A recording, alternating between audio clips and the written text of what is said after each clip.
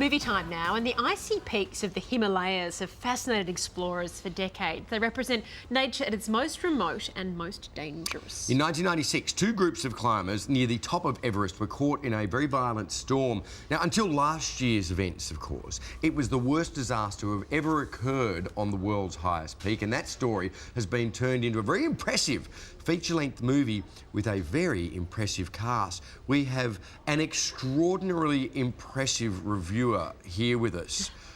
It's Jabba. You know him.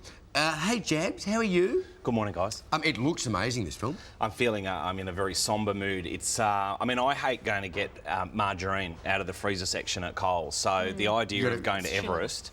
Chill phobia, do you? Chill phobia. Oh. I don't like the cold at all. So the idea of climbing Everest, like, first of all, you think, why on earth would you do this?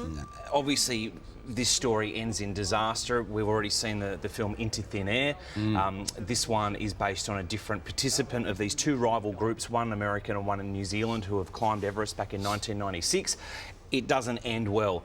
The film focuses on the rivalry between the two groups and between the other parties that were also climbing the mountain. The performances are phenomenal. It's quite difficult to tell the characters apart because the director made them all grow beards because you don't shave up there. Yeah, so you right. need to pay attention to their beanies and backpacks and everything to distinguish Jason Clarke from Josh Brolin.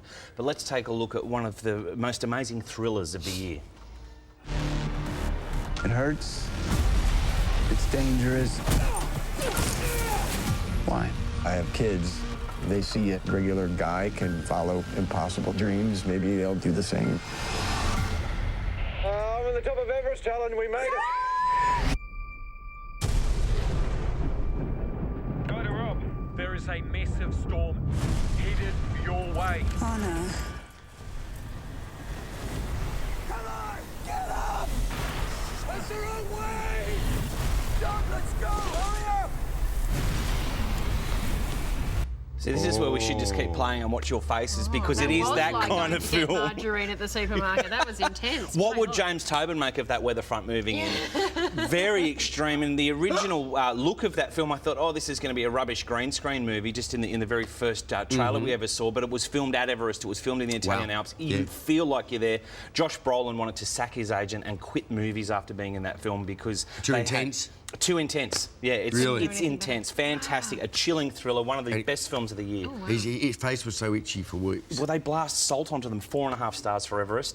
Something that I was a bit disappointed with this week, but Ruby loved it. Of course, school holidays is upon us. And Blinky Bill, he's like Australia's version of Spider-Man because they just keep making Blinky Bill movies. This one's very cute. It's very sweet. Blinky goes out of their safe little bush home to go looking for his dad, who went walkabout a year previous. Let's take a look at Blinky Bill, the movie. Are you okay? Huh? Am I okay? Am I okay?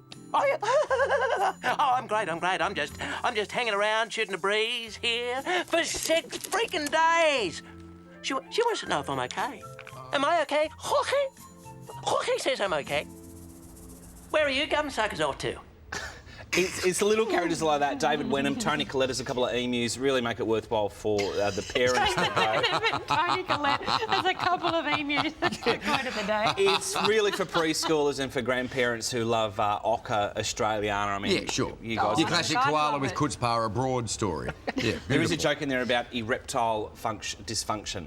So Very good. go here or there. Terrific. Okay, kids and grandkids. Under 7, over Perfect. 70. Perfect. All right, all right. This one's suitable for all families. What about Oddball? Yep. Based on a true story about the fairy penguins at Middle Island off Warrnambool. Shane Jacobson stars as the rascal poultry farmer, Swampy Marsh. He's got a Maremma, which is an Italian sheepdog. He decides to put the dog onto the island to scare away the foxes that have decimated the penguin population, reducing it from 1,000 down to 4. Your interview with Shane last week was really fun. Great fun. Is the movie itself fun? I loved it. You got Sarah Snook there, Deborah Mailman, fantastic cast. The animal characters in this film, when Pocket and Oddball meet each other, the penguin and the dog meet each other. Absolutely gorgeous. She's great, Sarah Snook. I was just channeling my mother there for a second when she goes to the movies. What else have we seen her in? Well, and I can't remember what it is, but I've seen her in a movie recently, and it was fantastic. More on that It's a tomorrow. sad ending, though, this film, isn't it? When the dog savages all the penguins. Oh, at the don't, end. Andrew! That does not happen. That is Kids, not a that spoiler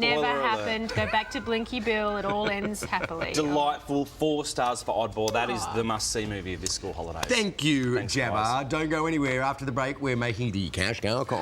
What would you do with $20,000? Weekend Sunrise is back in a moment.